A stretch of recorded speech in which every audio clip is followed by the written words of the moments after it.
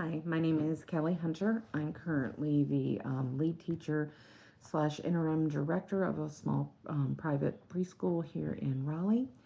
And this is my second video. My first one was really long. So I saw that everybody else's was much shorter. So I'm redoing it. And also I apologize that I don't know how to get the link in correctly. So where you see the preview. So I apologize the fact that it just looks like a link. Um, so my article was on the NAEYC website, and it's called Bullying in Early Childhood, and it's by Kyle Snow. It's from 2014. Um, so the percentages, the statistics are probably out of date, but the article itself, a lot of good information. It talked a lot about the percentages of kids that either are bullying or have been bullied even by the age of 4, and it's pretty high, and so it's sad. But it really talks about, it defines bullying and more than just the natural learning of children with their social skills, because they're obviously, learning. You don't push, you don't say mean things, all the social things that they're just learning as they grow older. But it becomes bullying, as he defines it, when A, it's an aggressive act intended to harm, B, it's repeated acts, and C, it occurs within the context of a power struggle, power imbalance. And so he was talking about the fact that, in preschool, it's the first time they've had peers in a peer group. So it's the first time they're going to start noticing the power imbalance. And because bullies typically are well liked in a large group, and the victims are usually isolated, people that are alone, or a couple of people that aren't quote unquote popular, even in preschool, the ones that maybe are bigger or smarter, more talkative, and so forth.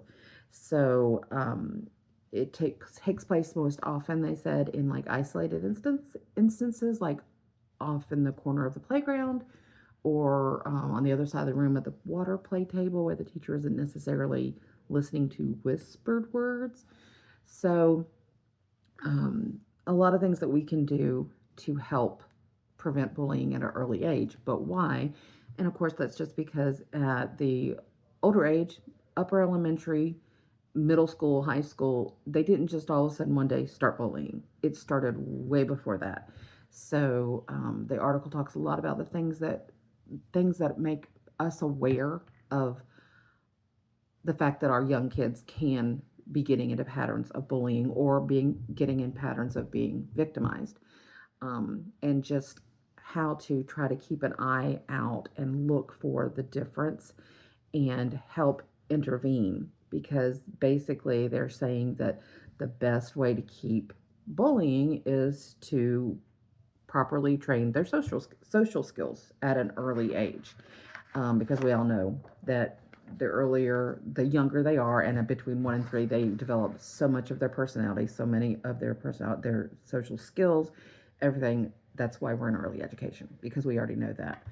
A couple of things that they did say, though, just to look out for: parents' treatments of each other, their children, and other people, like even you, obviously affects their children. If they're treated poorly by their parents, like verbally, then they could become a bully or a victim. Either way, if there's maltreatment, victim, bully, could go either way.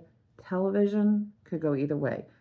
If they're watching stuff that's way above them, or even cartoons that show people bullying each other, picking on each other, being mean to each other, or if they're watching Daniel Tiger, that teaches them to be kind and empathetic.